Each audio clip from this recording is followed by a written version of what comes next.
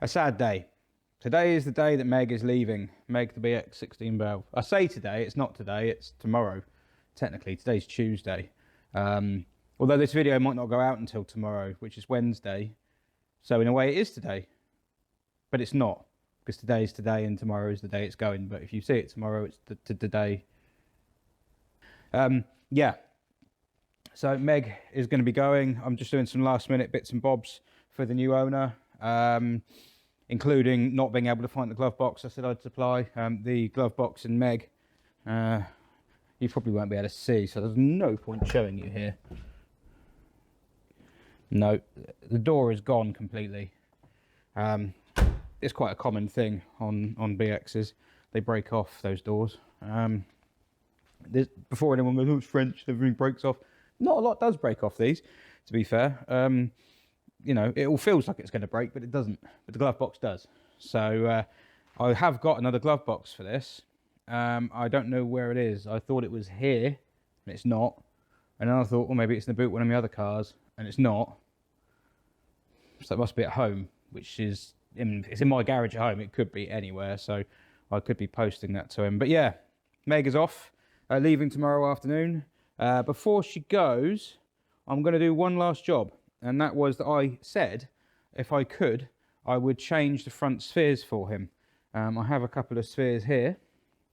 This isn't a couple of spheres, this is one sphere. There's another one there, but I only have two hands. That's a sphere. Now that is actually from a Xantia. That's from a Xantia non-hydractive model. I don't know what engine, but it's better than what Meg has. Because someone mentioned in the comments the other day, I didn't realise there was more than one type of sphere. Oh yes! There are many, many different types of sphere. Believe it or not, there are a lot of very subtle variations. Citroen really did think of everything. You know, they didn't just have one size fits all. Each sphere has two elements in it, which can control how the car rides. The first one is how much gas. I mean, that ridge around here, as you can see that, it's kind of where the neoprene rubber diaphragm is. But basically on this side of the sphere is gas, and on this side is oil. The amount of gas you've got on this side, gassed and compressed into there, the more gas you have, the softer the sphere is. I know that sounds weird, but it's actually not. It's completely sound. Basically, gas is compressible and oil isn't. So the less gas you have, the quicker you compress it all, and the stiffer the suspension gets. The more gas you have, the more there is to compress.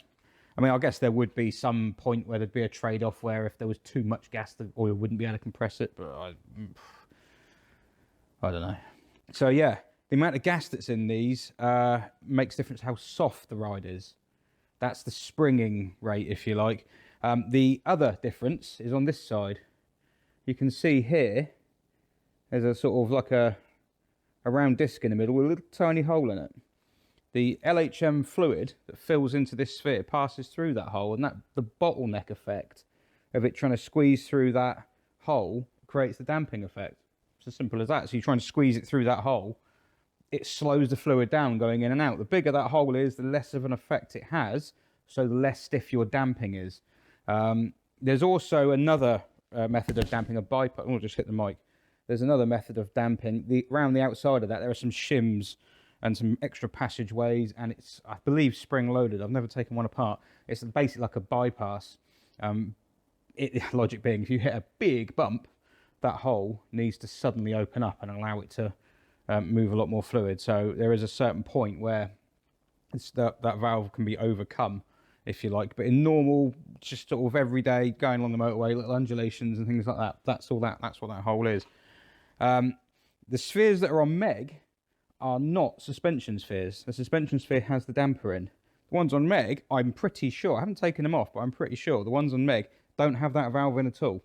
They're just open. They're just a big 5mm hole to fill it with fluid.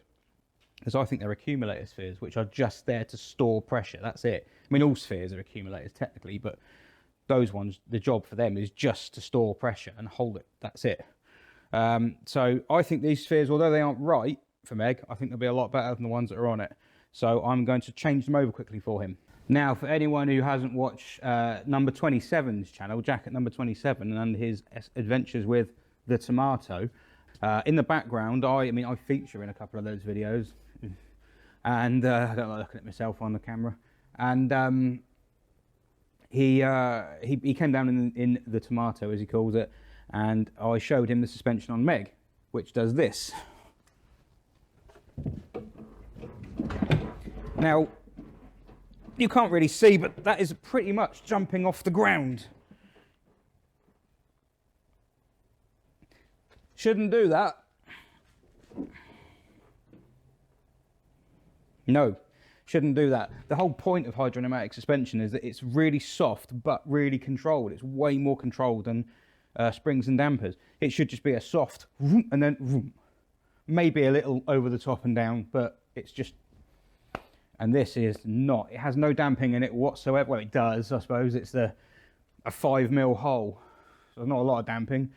Not really much restriction there, but that's all that's damping this. So, yeah, what I'm thinking is we'll pop in the anti-spheres for the fella. I'm not going to need them. You know, they'll be better for him than what it's got, even if they're knackered. This is, you drive it like this thing bounces off the ground. So, yeah, it's not good, and you get seasick driving it. So I'm going to try changing the spheres over. And to do that, I'm going to use a tool which looks like a big hoop on a stick. This is a sphere removal tool. You can use oil filter removal tools and things like that, but this is the proper thing. You know, the oil filter tools, sometimes they slip, they can scratch the spheres up. This thing makes very light work of it. Now, what I'm going to do when I do this, and this is a genuine voyage of discovery, when I was talking to Jack about the spheres on these cars, because he, of course, changed all the spheres on the Tomato, we changed the spheres on that, and I said to him, you have to release the pressure screw. And he questioned me twice. And I thought, the impertinence. But then I thought, maybe he's right. I've never actually questioned it. I've always thought you have to depressurize the system. But in theory, if you let the suspension right down, assuming that it does drop to the bottom, assuming that there isn't any fluid left in the cylinder, in theory, it shouldn't matter. So what I'm going to do is I'm going to try changing these spheres without depressurizing the system. I'm going to drop the suspension first, which is just a case of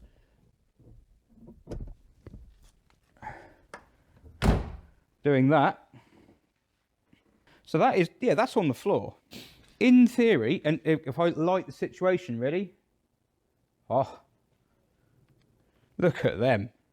How does that look on the... That's amazing. Right. In theory, I can just undo this. But in theory... there's no pressure in that at all. I didn't even need to do... Okay, I know that releasing the bleed screw down there can help the system. It does self-bleed, but... it can speed things up a bit if you play with that screw a bit, but oh, there's no pressure in that at all. I don't... Right, okay. Well, there you go. Jack from number 27, you are correct. You know more about BXs than I do. So in theory, I just wind this out. Now, if my suspicions are correct, why these spheres are grey, I've no idea. I know that Citroen did do some grey spheres, and these are actually genuine spheres, but... well, there we go. My suspicions are confirmed. If I just pour this into something.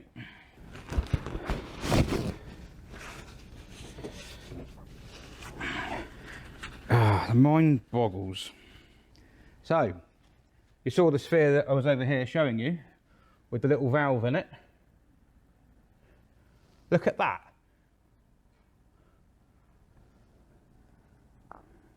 One has a valve, one does not. Give you an indication. How far does my finger go into it? That far. I mean, okay, so if you're not a Citroen specialist, if you're a Volkswagen dealer, you may not have understood, you may not have realised, but surely you'd have bounced the suspension afterwards. I mean, if you've been asked to change the spheres, it's because the suspension's not right. Surely you'd bounce that and go, no. But they haven't. Someone's bounced this after they fitted the spheres. They've been given the wrong spheres, they fitted them, and then they've gone, yeah, that seems about right. Mind you, if you worked in a Volkswagen dealership, would you be used to suspension? Let's just pop. You always put the seal back in first. And screw this in. I mean, most spheres are interchangeable as long as they physically fit the hole. The SM spheres would fit this. They're all the same thread. They wouldn't. The body of the sphere would be too big. It would foul the bodywork. But they'd physically fit the suspension. Oh, it just looks right having it in green, doesn't it? I'm not gonna go crazy. I'm just gonna. And there we go. Of course, the tomato is now owned by James Martin of JM on Cars. So it'll be back on YouTube again at some point, I suspect. It feels so unnatural doing this without letting go of the pressure, but I suspect the reason they say let the pressure off, or why people say let the pressure off, is because I know for a fact if your height correctors aren't adjusted right, you put lever down in low, the car doesn't fully sink. If the car doesn't fully sink and you release that, in theory it wouldn't come out in a lot of pressure. Well, it would have a bit of pressure behind it, but also the volume of fluid left in the sphere would suddenly have somewhere to go, and so the car would just go like that and all the fluid would come out. So it could be a little precarious. Yeah, that one's fine. It always makes a big mess when you do this, but then at the same time it's rust proofing, isn't it? So,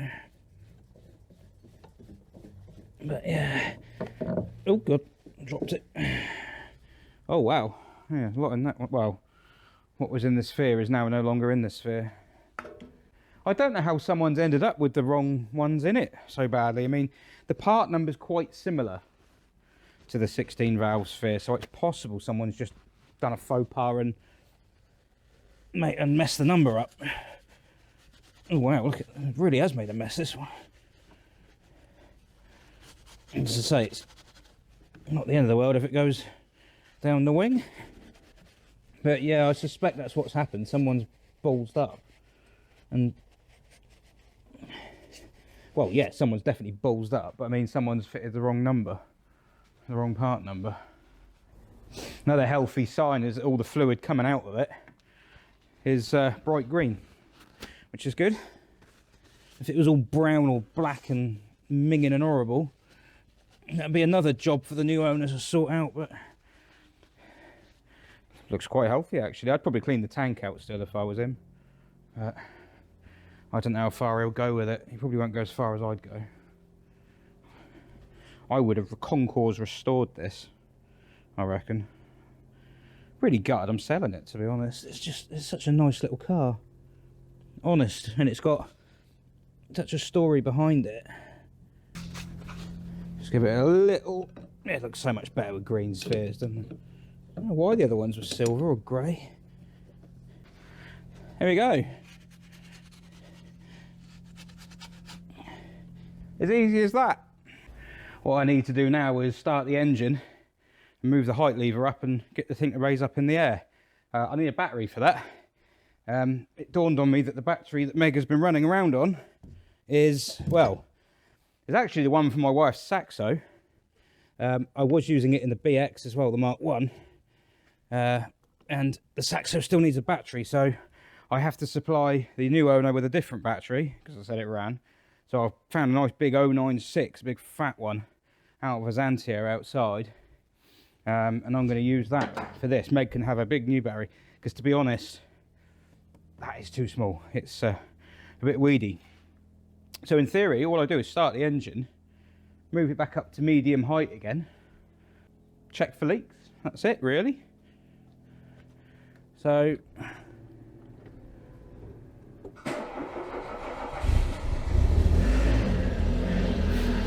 she lives, as per the other day.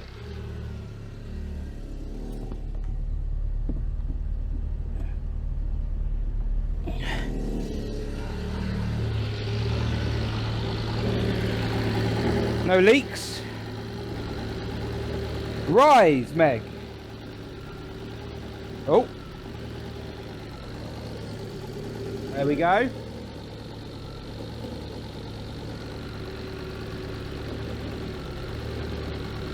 Bit sticky, coming up in instalments because the front struts are a bit dry. There's no ticking at the moment because the pump is continuously under load. It's charging the entire system. When it starts hissing and ticking, that means it's charged and now it's running off the reserve from the sphere. There you go. Right, acid test. Of course, the suspension, there'll be no travel in it at the moment because it's on high. The struts are fully extended, they're completely full of fluid. That means although the gas can be compressed, there's nowhere for the piston to go. It's right at the top, so, or right at the bottom. So it's rock hard. But in theory,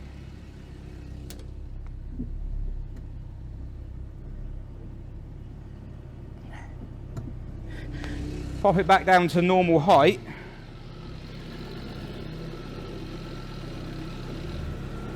Which it'll do when it feels like it. There you go. This is the acid test. Hopefully it'll have just the right amount of suspension. Oh yes.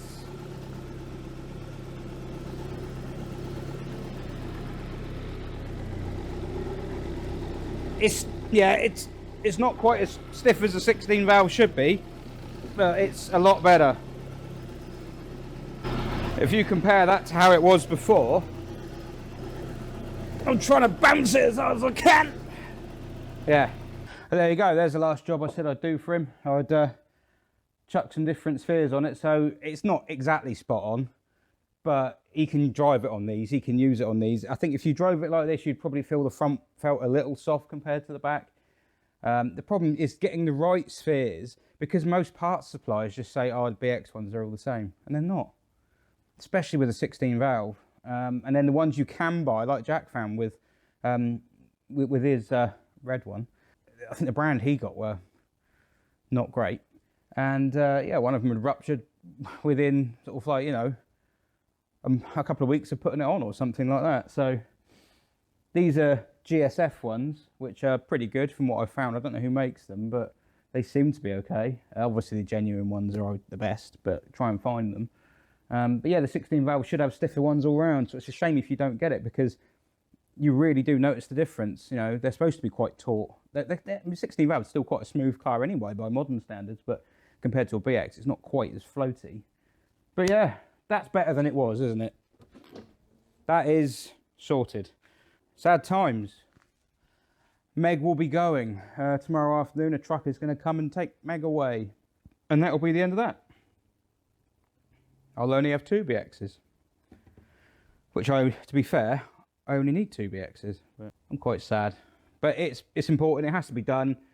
When you overstretch yourself, don't be afraid to admit it, and just take some things out of the equation. Think, I'm not going to get that done.